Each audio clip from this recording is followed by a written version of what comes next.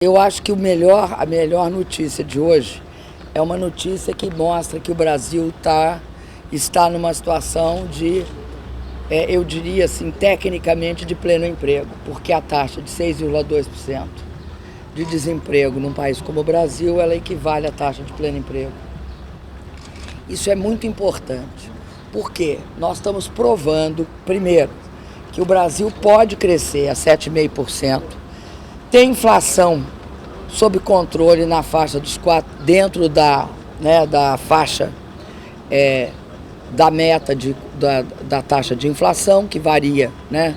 Tem uma banda de flutuação até 5,1%.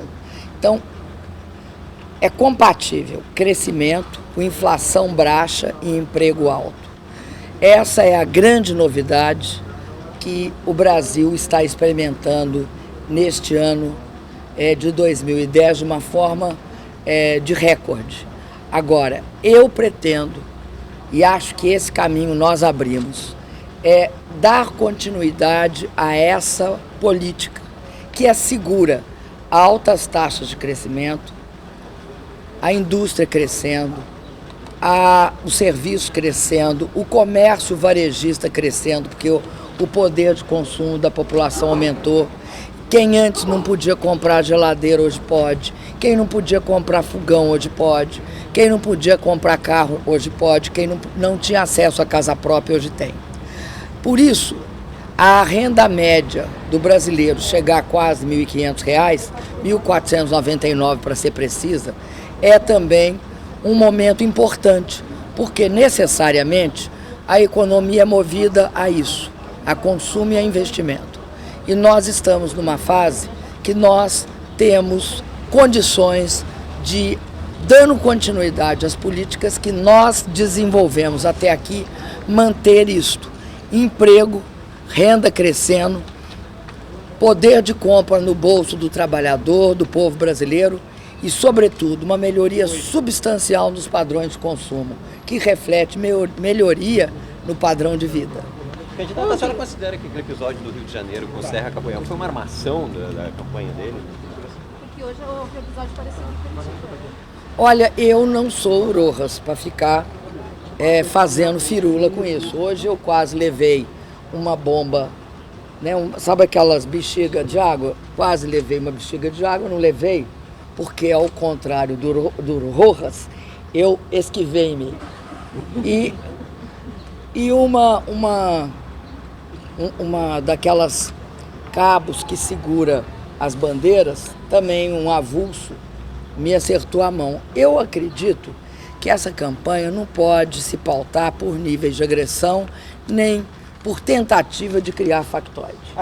Acho que agressão não é o que deve caracterizar uma festa democrática, como que nós temos quando a gente está fazendo uma eleição. Mas não seria um reflexo do ataque entre os candidatos? Olha, eu não vou ficar fazendo, eu vou lamentar que tenha ocorrido isso comigo. Agora, não vou transformar isso e no meu caso, foi absolutamente presenciado pelos jornalistas. Não foi eu que fui lá falar que tinha acontecido, não. Nem ninguém pode falar que é bola de papel. Agora, acho que não contribui para os ânimos se acalmarem e ficar acirrando ânimos. Eu sou a favor de uma campanha de alto nível. Ontem fiz um apelo para a minha militância, não cair em provocação. Vou repetir esse apelo, não caiam em provocação. Tem um método muito tradicional na política conservadora e de direita, no mundo, né? Que é criar fatos e acusar o lado de lá de violência. Eu não farei isso. Candidato. Não concordo com isso. E acho que isso é típico de uma campanha direitista. A recuperação das O pesquisas. presidente Lula disse ontem, ele criticou um pouco essa postura do candidato Serra de ficar falando em mudanças na política econômica. Uma política econômica que está dando certo, que se saiu bem da crise. Agora a senhora citou números favoráveis à economia brasileira e pediu que ele explicasse que mudanças são essas. A senhora acha que ele deveria vir a público explicar uma política econômica que está dando certo também? Uai, no mínimo, né? Ele tem de dizer o que ele quer alterar, até para tranquilizar os eleitores e as eleitoras. Porque você, nessa altura, começar a falar que vai fazer modificações na política econômica sem dizer o que você vai modificar, o que você cria? Você cria um nível de desconfiança e cria um nível de uma percepção a respeito desse tipo de proposta muito ruim. Eu acho que a gente tem de ser extremamente sério quando se tratar de política econômica.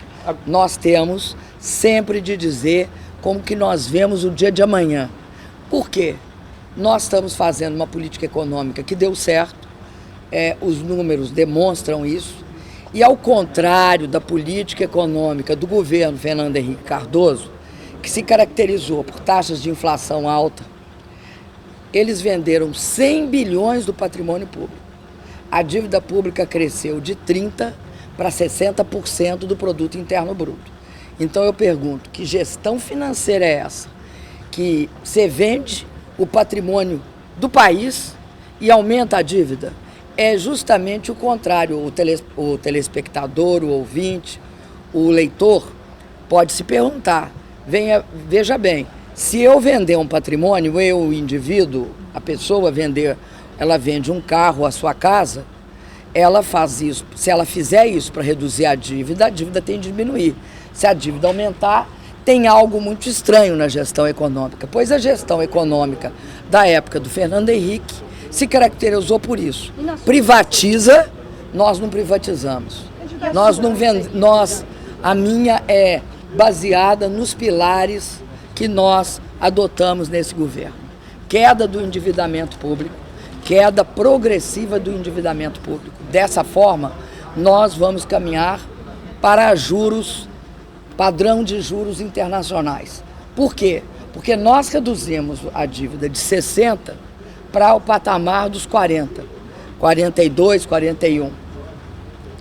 Uma política séria no que se refere à flexibilidade cambial, mas percebendo que o mundo vive como diz o ministro Guido Mantega, uma guerra cambial, que é grave, que no passado não deu certo, né? A política das desvalorizações competitivas nunca deu certo no mundo, pelo contrário, levou a guerras, levou tanto a guerras comerciais quanto a guerra propriamente dita.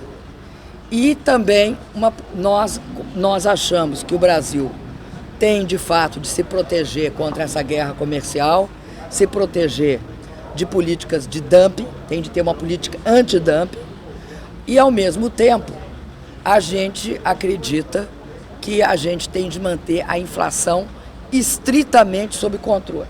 Por isso, toda e qualquer proposta que diz que vai aumentar o gasto e não mostra quem é que vai financiar, a gente também deve olhar com muita desconfiança, principalmente partindo de quem parte.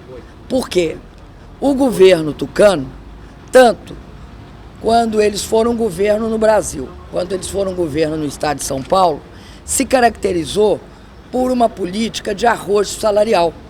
Sempre se caracterizou. Eles dão um aumento, e depois acabou o aumento. A diferença da nossa, que nós damos aumentos sistemáticos, que nós fizemos uma política consistente de elevação do salário mínimo, que elevou o poder aquisitivo da população. Você veja que hoje, São Paulo, que é um dos estados mais ricos da federação, tem um salário de delegado que é menor que o do Piauí e de Sergipe. Professor também não é uma categoria bem remunerada, pelo contrário. E aí eu me pergunto, como você pode acreditar numa promessa em que toda a história retrospectiva, tudo que vem atrás, tudo que foi feito antes, é diferente da promessa? Mas ele deu um salário mínimo maior do que o nacional. É menor que todos os demais. Menor que todos os demais salários mínimos dos estados grandes. Pergunto, ele deu R$600? Não. Tem vários estados da federação, os ricos pelo menos, porque estado pobre tem de ter cuidado para fazer isso, porque senão você quebra o estado. Os estados mais ricos, como por exemplo Paraná e Rio de Janeiro, têm um padrão salarial maior que o dele. Candidata, a senhora acha que essa questão da agressividade dos militares militantes, reflete um pouco a propaganda de TV dos dois lados, que tem sido bem mais agressiva no segundo turno? Olha, Ana Flor, eu me considero, e a minha campanha se considera assim, vítima de um processo de calúnia e difamação que o Brasil assistiu. O Brasil sabe que houve esse processo de calúnia e difamação. Um jornal importante, inclusive, disse que numa reunião do PSDB, no segundo turno, o panfleto distribuído era da TFP. A TFP, talvez não seja da época de vocês, mas é da minha. Era um dos organismos que tinha uma característica mais intolerante e pró-fechamento, mais retrógrada do Brasil. Depois, nós descobrimos numa gráfica um panfleto e está por trás da gráfica e do panfleto também segmentos da ultradireita do Brasil. Eu considero que é lamentável esse tipo de método de fazer campanha. Ele acirra o ódio. Nós estamos dizendo para os nossos militantes, não aceitem provocação, nós fazemos o nosso debate na política. As nossas críticas são políticas. Agora, o gás As nossas críticas não utilizam nem ódio religioso, nem nenhuma espécie de ódio para nos contrapor. Nós dizemos o seguinte, somos diferentes dele. Ele não é uma proposta de continuidade do governo do presidente Lula, porque ele também tenta se travestir de continuidade do presidente Lula. Fez oposição 8 anos, falou contra todas as nossas políticas. No primeiro turno, coloca o presidente Lula à noite no seu programa e de dia fala mal do governo. Então, é algo que não tem consistência. Agora, querer dizer que ele representa a continuidade do governo do presidente Lula, ora vamos, como diria uma professora minha, ora vamos. Como é que é possível acreditar nisso?